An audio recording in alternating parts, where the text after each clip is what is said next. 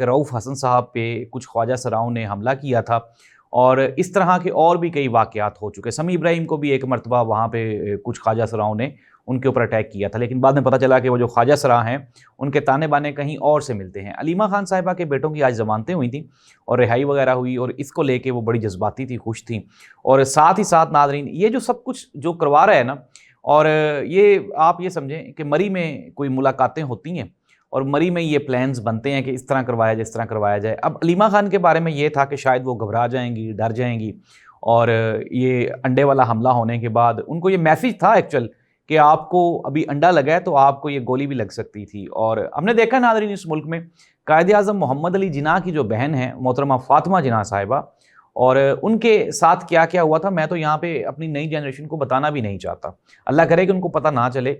मैं एक चीज़ सोच रहा हूँ कि तारीख़ लिखी जा रही है, अगर खुदा न ख़ास्ता इमरान खान को कुछ हो जाता है जेल में, तो तारीख़ की किताबों में हम क्या लिखेंगे? मुतालिया पाकिस्तान की किताब में क्या लिखेंगे? पाकिस्तान का दुश्मन था, 14-14 साल कैद की सज़ा सुनाई गई थी, 2 साल से जेल में रखा गया।